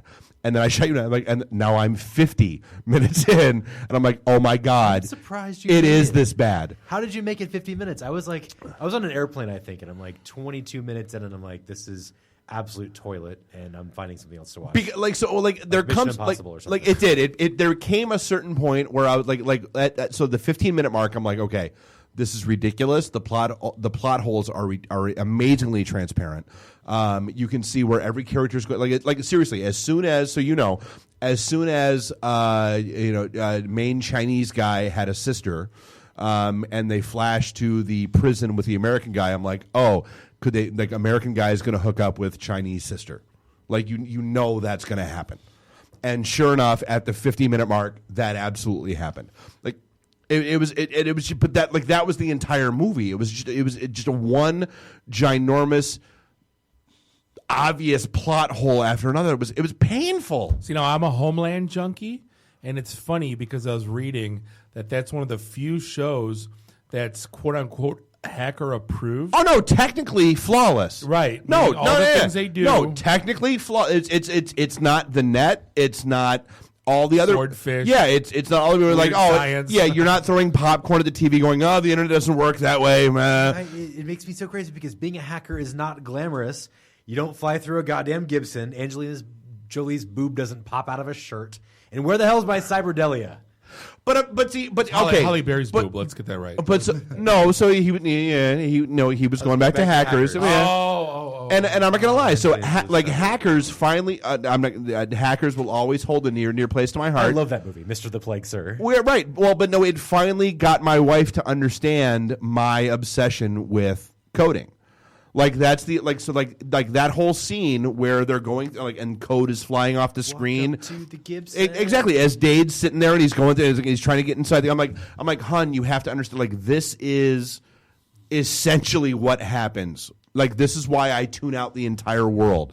And she's like, okay, I get it now. You tune out the world when you're texting on your phone. Well, mid-conversation, you'll stop and start typing. I'm like, I'll be zoning. Don't even talk to Tune me. out the world while you're watching Pornhub. Not while Fallout 4 is being released, though. But actually, there was an article the other day about Hackers the movie and how the soundtrack is still relevant today. Dude, it's awesome. I absolutely love the soundtrack to that movie.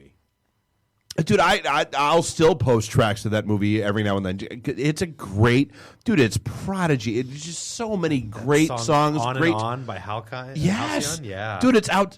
Phenomenal. So so that's the thing to me. Like so, hackers for all of, and I guess that's like hackers, Black Hat. So for Black Hat, technically accurate, boring as shit, and annoying as hell. Hackers. Maybe not fully technically accurate, but engaging, entertaining, and to me, more reflective of the culture of the time. Yes. Ian on Twitter thinks we need to MST3K Black Hat. I think that's brilliant. We need to YouTube bring in a that. TV. Yeah, and four heads watching Black Hat, and that would be great. Shred on it, YouTube it. Oh, that'd be painful yet awesome.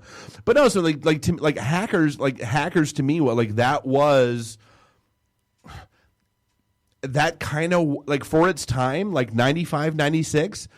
that was the world that I was playing in. Counterculture, right? It was right. more counterculture than actual. Right, and it was facts. because it was more about like the gaming. There was the gaming component. There was the computer, and that like in that whole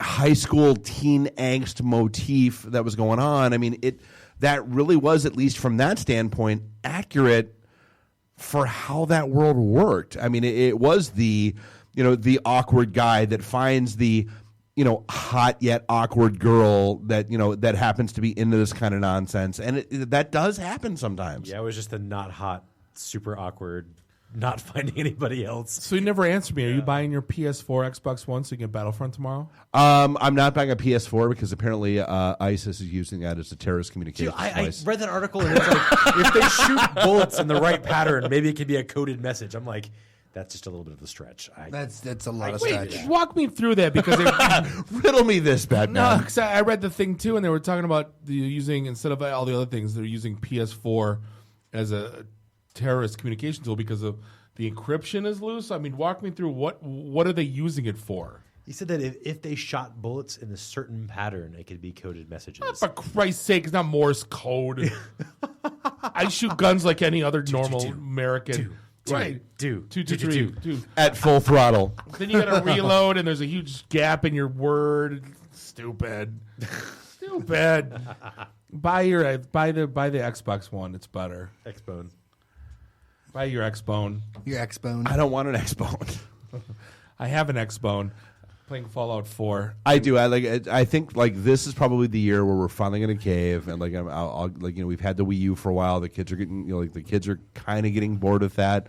They're spending more and more time on the Xbox 360 with Minecraft and everything else. This will probably be the year where we upgrade to most likely the Xbox One. It said Fallout 4 is the largest entertainment launch in 2015 with $750 million. And that was on 24 hours. day one. Wow. Crazy. Well, you think about it's amazing how much video games bring in now. Well, you think about it dwarfs the movie industry. I mean, bar none. But if you play Fallout 4, and if you look at the detail and the work, and I'm trying to my wife comes through and she's like, "Is that a video game? Like, are you kidding me? Like the depth of the detail that goes into these games is obscene." Granted, that game's the biggest pain in the ass in the history of my life, but it's it's amazing to look at. My friend Scott was telling me something about how you can choose your own name, and that the voiceover actors actually voiced several thousand different name combinations. No, my name's Butthole. He never voiced it over. I was watching Dumb and Dumber 2 with a cat's name, so then when I went on Fallout 4, I named him Butthole, and I never heard my name being said. It would make the game way better. No, it's too much real. Hey, Butthole, come with me. Right, exactly. It's too much real. Like, you run out of ammo, and it's like in the wasteland, and you got to scrounge around for food. It sucks. So have you found, by any chance, have you or obviously none of your family has, but found the Pip Boy app? No, I haven't downloaded it yet. I did buy the Fallout Vinyl Pop character. Because apparently you can download the Pip Boy app and hook into anyone nearby who happens to be playing Fallout or any other games on the PS4 in particular, and mess with their game. Stop. Oh, that sounds like the perfect app for Bob. No, go on. So you can cause their munitions and everything else, their health, to just randomly disappear. No, just get rid of my bullets and I'll kill you. You can speed the game up to 8x speed for no reason. Wait, how do you get into other people's game? Apparently there's an open, go figure, an open available hack and exploit on the PS4. Stop. That makes it available right now. I'm downloading it. You see a Volkswagen. I do. I see a Volkswagen driving very slow through the neighborhood. People of Ferndale, watch. You have been warned. Yeah, be warned. Yeah, that's fun. But hey, we are bouncing up on a break. Dr. Hook, we A get break? you Episode 5? No, episode 5. We're bouncing up to the end of the show. Damn it! Segment 5. I should have just let him roll. It's episode 118. It is. Jeremiah, we get you at dailydetroit.com and appreciate you hanging out with us.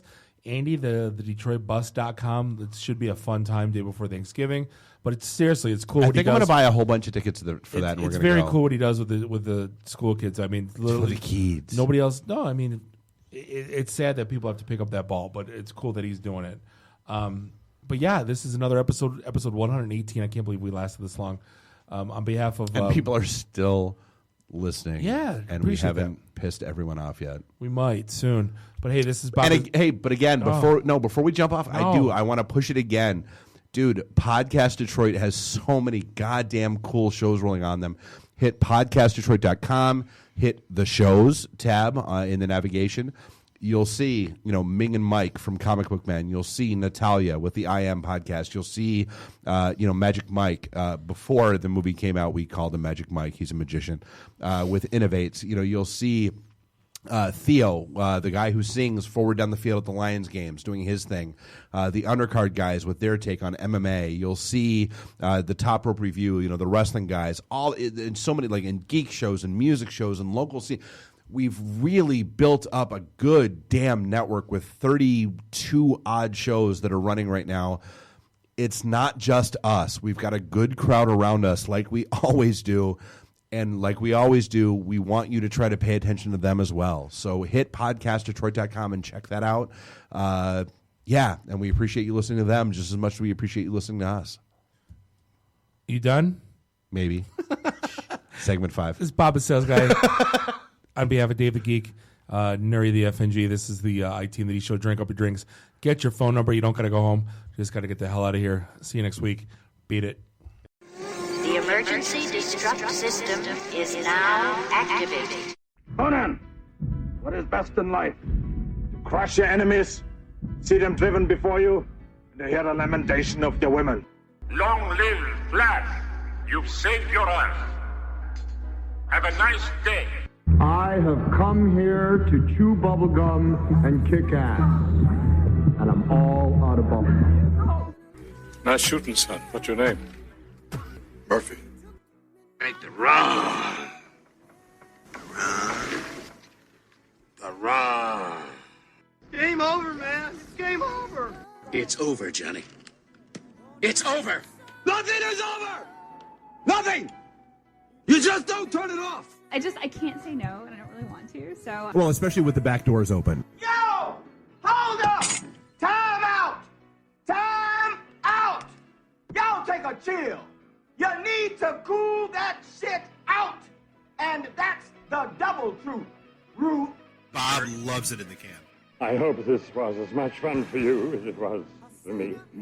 That's why I like it in the can.就on the cheese.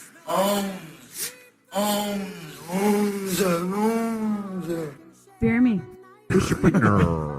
My job is to make sure this program is morally upright and cultural and wholesome. Shut up, Mimsy! Shut up, Mimsy! Shut up, Mimsy! Why would Buick put their cars next to the Bentleys? Why? That's not marketing. The alphabet. It's brilliant. Yeah, I can't take that position. That analogy sucks because it's right. Because you're getting your 8-track tuned up. Are we at a break yet?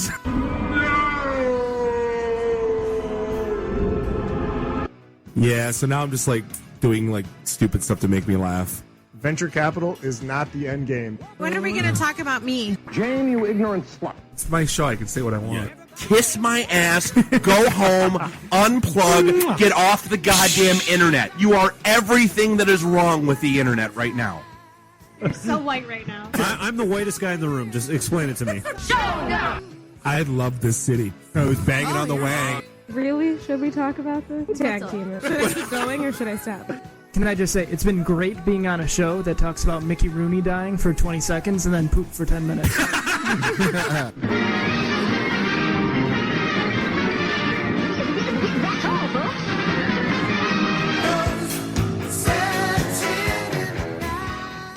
This is a previously recorded episode of the IT and the D Show.